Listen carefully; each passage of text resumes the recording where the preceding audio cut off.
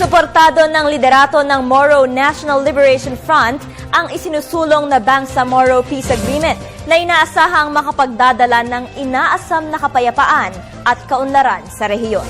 Para sa detalye, balitaan mo kami Noel Perfecto.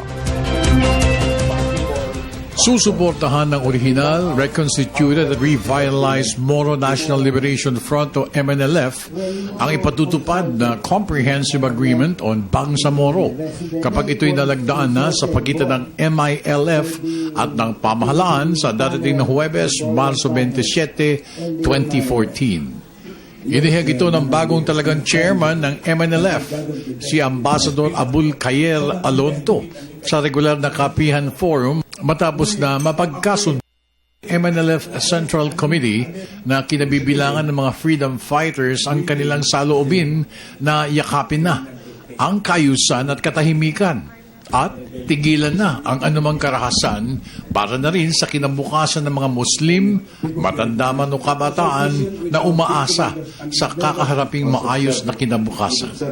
The Moro people wants to set their house in order. But how can they set their house in order when the very key to their own house is not in their hands?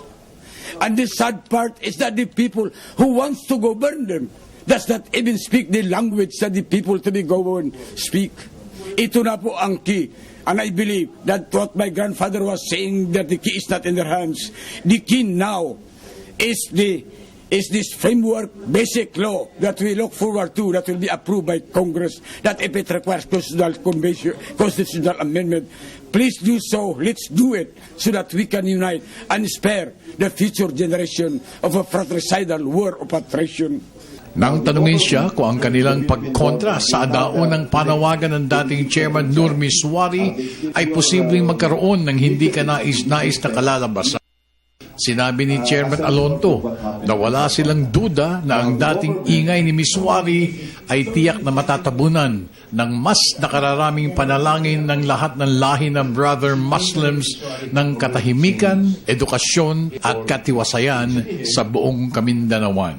And we look forward that with establishment of this government, we can have a full fiscal autonomy. We can budget what we need, as what I have expanded earlier, that all these revenues coming from our resources just to catch up with the nation must be used for a free education, free health, and free shelter para po ang inyong kawawang sambayan ng Moro sa timog ng Pilipinas ay magkaroon ng pagkakataon to set their house in order and establish a place in the sun for their children and their children to be.